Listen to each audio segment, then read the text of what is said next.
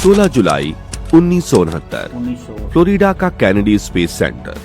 वहां खड़ा था सैटर्न वी रॉकेट, जो आज तक का बनाया गया सबसे शक्तिशाली रॉकेट है। क्या बात है। इसकी ऊंचाई एक 36 मंजिला इमारत के बराबर थी। इसके अंदर 3 अंतरिक्ष यात्री बैठे थे, mission commander Neil Armstrong, lunar module pilot Buzz Aldrin और command module pilot Michael Collins. जैसे ही उल्टी गिनती शुरू हुई और वो 0 पर पहुंची, रॉकेट के इंजन चालू हुए। कहा जाता है कि वो आवाज इतनी तेज थी कि लॉन्च वाली जगह से कई किलोमीटर दूर तक लोगों ने भूकंप जैसा महसूस किया। कुछ ही मिनटों में वो धरती के वायुमंडल को चीरते हुए अंतरिक्ष में पहुंच गए। अगले 3 दिनों तक उन्होंने धरती से चांद तक का 3,84,000 किलोमीटर का सफर तय किया। जब वो चांद की कक्षा में पहुंचे तो माइकल कॉलिंस कोलंबिया यान में ऊपर ही रह गए, जबकि नील आर्मस्ट्रॉन्ग और बज एल्ड्रिन ईगल नाम के यान में बैठकर चांद की सतह की तरफ बढ़े। क्या बात है। दोस्तों, असली रोमांच तब शुरू हुआ जब ईगल यान चांद की सतह पर उतर रहा था। अचानक उनके कंप्यूटर में खतरे की घंटियां बजने लगीं। स्क्रीन पर 1202 एरर दिखाई दे रहा था। इसका मतलब था कि कंप्यूटर पर बहुत ज्यादा बोझ पड़ गया है। उस वक्त तकनीक इतनी शुरुआती दौर में थी कि कंप्यूटर एक साथ सारी गणनाएं नहीं कर पा रहा था। कंट्रोल रूम में सन्नाटा छा गया। क्या मिशन को रद्द करना पड़ेगा? धरती पर बैठे इंजीनियर्स ने तुरंत फैसला लिया कि अगर अलार्म रुक रुक कर आ रहा है तो मिशन जारी रखा जा सकता है। लेकिन मुसीबतें यहां खत्म नहीं हुई। नील आर्मस्ट्रॉन्ग ने देखा कि ऑटो पायलट उन्हें एक ऐसी जगह उतार रहा है जहां बड़े बड़े पत्थर और चट्टाने हैं। अगर वहां उतरते तो यान का दुर्घटनाग्रस्त होना तय था। नील ने तुरंत यान का नियंत्रण अपने हाथों में लिया और एक सुरक्षित जगह ढूंढने लगे। इस प्रक्रिया में ईंधन तेजी से खत्म हो रहा था। कंट्रोल रूम से आवाज आई, 30 सेकंड, सिर्फ 30 सेकंड का ईंधन बचा था। अगर वो तब तक नहीं उतरते तो उन्हें बिना उतरे ही वापस आना पड़ता। तनाव अपने चरम पर था और तभी आर्मस्ट्रॉन्ग की आवाज आई, ह्यूस्टन, यहाँ ट्रैंक्विलिटी बेस है, ईगल लैंड कर चुका है। दुनिया भर के करोड़ों लोगों ने राहत की सांस ली। मिशन अभी खत्म नहीं हुआ था और सबसे खतरनाक मोड़ अभी बाकी था। जब नील और बज वापस जाने की तैयारी कर रहे थे तभी एक बड़ी गड़बड़ हो गई। गलती से बज एल्ड्रिन का बैग एक स्विच से टकरा गया और वो स्विच टूट गया। यह कोई मामूली स्विच नहीं था, ये इंजन को स्टार्ट करने वाला मुख्य बटन था। अगर इंजन चालू नहीं होता तो वो हमेशा के लिए चांद पर ही रह जाते। उनके पास ऑक्सीजन सीमित थी। धरती पर बैठे इंजीनियर्स तनाव में आ गए। स्विच को जोड़ने के लिए उंगलियां या धातु के औजार का इस्तेमाल करना खतरनाक हो सकता था, क्योंकि शॉर्ट सर्किट का डर था। तब बज एल्ड्रिन ने अपना दिमाग लगाया। उन्होंने अपनी जेब से एक मामूली पेन निकाली। क्योंकि पेन का शरीर प्लास्टिक का था, इसलिए करंट लगने का डर नहीं था।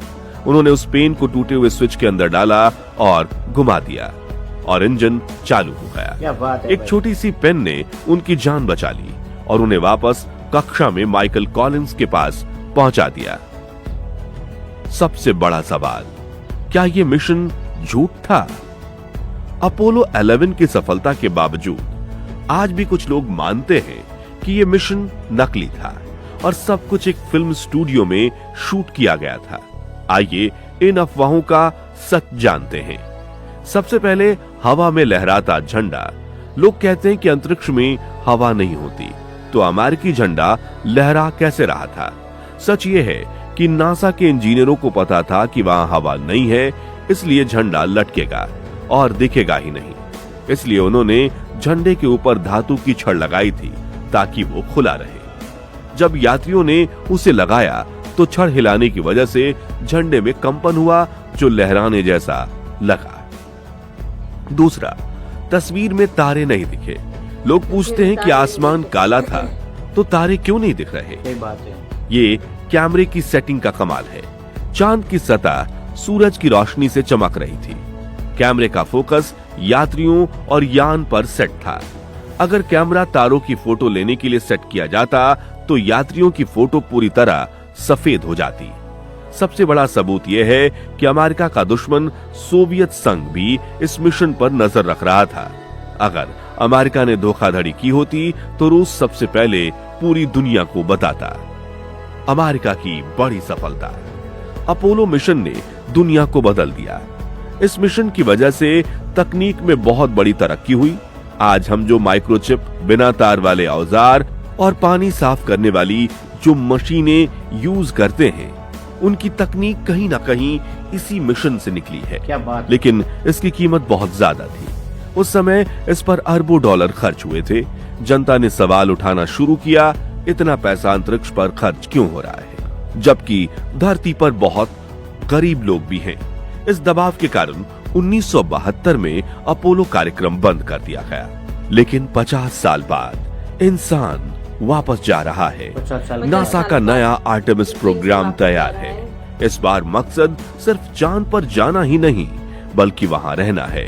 इस बार महिलाएं और हर वर्ग के लोग चांद पर जाएंगे और चांद सिर्फ एक पड़ाव होगा। असली मंजिल अब मंगल ग्रह है। नासा आर्टेमिस 2 मिशन क्यों इतना जरूरी है? हाँ भाई, मिशन दोस्तों, अब बात करते हैं नासा के सबसे चर्चित मिशन आर्टेमिस 2 की। दोस्तों, ये मिशन इसलिए बहुत खास है क्योंकि पिछले 50 सालों में ये पहली बार इंसान चांद के करीब जाने वाला है। आप इसे एक टेस्ट ड्राइव समझ सकते हैं। जैसे हम लंबी यात्रा पर जाने से पहले अपनी गाड़ी चेक करते हैं, वैसे ही नासा ये देखना चाहता है कि उनका नया स्पेसशिप इंसानों को चांद तक ले जाने और सुरक्षित वापस लाने के लिए तैयार है या नहीं। इस मिशन की सबसे बड़ी बात यह है कि इतिहास में पहली बार एक महिला क्रिस्टीना कोच और एक अश्वेत अंतरिक्ष यात्री विक्टर ग्लोर चांद के मिशन पर जा रहे हैं। क्या बात है भाई। यह मिशन साबित करेगा कि अब अंतरिक्ष सिर्फ कुछ लोगों के लिए नहीं, बल्कि सबके लिए है।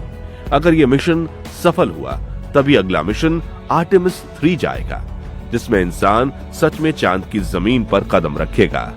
यह मिशन कितना महंगा है? अब अगर खर्चे की बात करें तो स्पेस में जाना कभी भी सस्ता नहीं होता।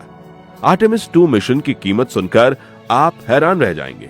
एक रिपोर्ट के मुताबिक इस एक लॉन्च का खर्चा 4.1 बिलियन डॉलर बताया जा रहा है। अगर हम इसे भारतीय रुपयों में बदलें तो यह करीब 33 से 34 हजार करोड़ रुपए होता है।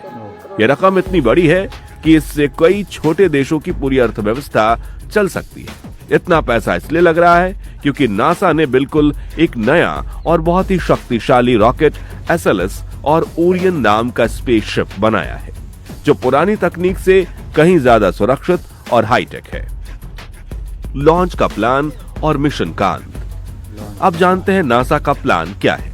आर्टेमिस 2 मिशन के लिए नासा अपने दुनिया के सबसे ताकतवर rocket SLS space launch system का इस्तेमाल करेगा।